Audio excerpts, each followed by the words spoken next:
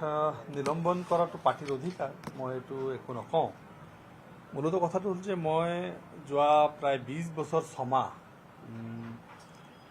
আমাৰ ছমাহ 3-4 দিন হৈছে, 20 বছৰ ছমাহ 3-4 দিন হৈছে মই এই দলটোৰ লগত সংলগ্ন হৈ আছোঁ। মোৰ কাৰণে এটা অত্যন্ত আৱেগ ঘন মুহূৰ্ত। মোৰ জীৱনৰ যৌৱনৰ মূল 20টা বছৰ, যৌৱন জীৱনৰ 20টা বছৰ দলটোৰ লগত আছোঁ। মই একান্ত আত্মিকভাৱে দলটোৰ লগত জড়িত আৰু দলৰ বিভিন্ন ভাল ভাল পদবী, কেতিয়াবা ইউথৰ প্ৰেচিডেণ্ট, কেতিয়াবা জেনেৰেল ছেক্ৰেটাৰী অৰ্গেনাইজেশ্যন, কেতিয়াবা জ্যেষ্ঠ উপসভাপতি, বহুত পদেৰে মোক আৰু কেতিয়াবা চিফ স্পক্স পাৰ্চন, স্পক্সমেন, বিভিন্ন পদেৰে মোক বিভূষিত কৰিছিল।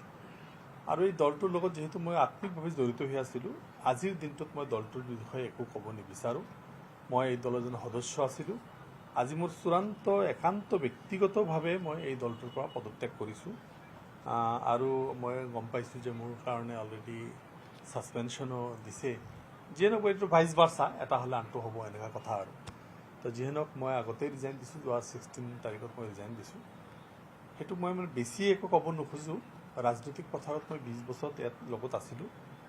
যথেষ্ট মই আৱেগিক আজিৰ দিনটো। মই মানে মৌলানা বদৰুদ্দিন আজমল চাহাব আৰু হাফিজ বছিৰ আহমেদ চাহাবৰ নেতৃত্বত এই দলটো মই 20 বছৰ চলাই আহিছিলোঁ।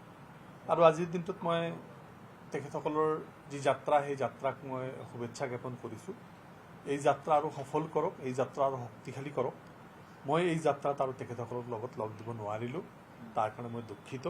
কাৰো প্ৰতি কোনো মোৰ আক্ষেপ নাই, আজমল চাহাবৰ প্ৰতি মোৰ কোনো খেদ নাই, হাফিজ বছিৰ চাহাবৰ ওপৰত মোৰ কোনো অভিযোগ নাই। তেখেতসকলে দলটো আগুৱাই লৈ যাওক, এই আশা আজিৰ দিনটো এই মুহূৰ্তত কৰিছোঁ। কিন্তু কথাটো হ'ল যে আপুনি 16 তাৰিখেই পদত্যাগ কৰিলে, কিন্তু কথাটো আপুনি জনোৱা নাছিলে।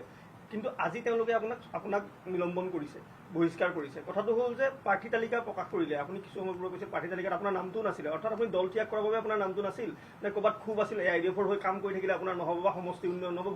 মূল কাৰণটো কি, দল এৰাৰ মূল কাৰণটো কি? চাওক, দলৰ মই কোৰ কমিটিৰ এজন সদস্য। যদি ক'ৰবাত পাৰ্টিৰ ছেকেণ্ড লিষ্ট প্ৰিপেয়াৰ হৈছে, এইখিনি মই অৱগত নাছিলোঁ। যিয়ে নহওক বাৰু, সেইটো এটা বেলেগ চেপ্টাৰ। কিন্তু দলত যেতিয়া ছেকেণ্ড লিষ্টত নাম আহা নাহা সেইটো কথাত সম্পৰ্ক নাই। থাৰ্ড লিষ্টৰ এতিয়া বহুতখিনি বাকী আছে, ন ডাউট থাৰ্ড লিষ্টত মই কৰিলেহেঁতেন। কিন্তু মোৰ ব্যক্তিগত কিছু অসুবিধাৰ কাৰণে মই দল ত্যাগ কৰিছোঁ। কাকো ব্লেম দিব খোজা নাই, আজিৰ দিনটোত মই কাকো টাৰ্গেট কৰিব খোজা নাই। কিন্তু আমি দেখোঁ যেতিয়া বিধানসভা হয় বা AIDFৰ আপুনি শক্তিশালী কণ্ঠ বুলি কোৱা হয়, যে AIDFৰ হৈ কথা কোৱা এজন বিধায়ক, তেনেস্থলত কিয় এৰিব লগা হ'ল? মূল কাৰণটো কি? মই একান্ত ব্যক্তিগত বুলি কৈছোঁ, কাকো মই আজিৰ দিনটোত মই ফিংগাৰিং নকৰোঁ। আপুনি যিহেতু ৰাজনীতি কৰা মানুহ, ৰাজনীতি কৰিবই, গতিকে ইয়াৰ পাছত কিবা এটা বিকল্প চিন্তা কৰিয়ে হয়তো আপুনিও দল ত্যাগৰ সিদ্ধান্ত। সেই কথাটো মই এই মুহূৰ্তত মই অকলশৰে ক'ব নোৱাৰিম। যিহেতু প্ৰথম কথা হ'ল, মোৰ দলে ইয়াৰ আগত প্ৰাৰ্থিত্ব প্ৰদান কৰিছিল আৰু মানকাছৰবাসী ৰাইজে, মানকাছৰ জনসাধাৰণে মোক নিৰ্বাচিত কৰি পঠিয়াইছিল। যিহেতু মানকাছৰ ভোটাৰ ৰাইজে মোক নিৰ্বাচিত কৰি পঠাইছিল, আজি মোৰ ব্যক্তিগত কাৰণত মই ৰিজাইন দিয়াৰ কাৰণে নিশ্চয়কৈ এই কথাটো মই মানকাছৰ ৰাইজেও বুজিব লাগিব। মানকাছৰ ৰাইজে যদি মোক য'ত যাব দিয়ে, ভোটাৰ ৰাইজে মোক মানকাছৰ স্বাৰ্থত, মানকাছৰ উন্নয়নৰ স্বাৰ্থত, মানকাছৰ ডেভেলপমেণ্টৰ স্বাৰ্থত মোক য'ত যাব দিয়ে মই তাত যাব লাগিব। মই মোৰ ভোটাৰ ৰাইজৰ ঊৰ্ধত গৈ কিবা এটা কৰিব নোৱাৰোঁ। মই ভোটাৰ ৰাইজক মই নোহোৱাকৈ অকলে এটা সিদ্ধান্ত ল'ব নোৱাৰোঁ। আজি এই মুহূৰ্তত মই কোনো মতামত দিয়াটো উচিত নহয়। কিন্তু শেহতীয়াভাৱে যদি চাওঁ, আজিৰ দিনৰ ভাগতো আপুনি AJP নেতৃত্বৰ লগত বহিছিল, মাজতে চৰ্চাও হৈছিল আপুনি অগপত যোগদান কৰিব। আপোনালোকৰ এগৰাকী বিধায়কে ইতিমধ্যেই যোগদান কৰিলে।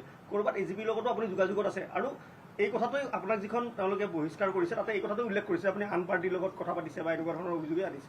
চব আন পাৰ্টিৰ লগত কথা পতাটো যদি মানে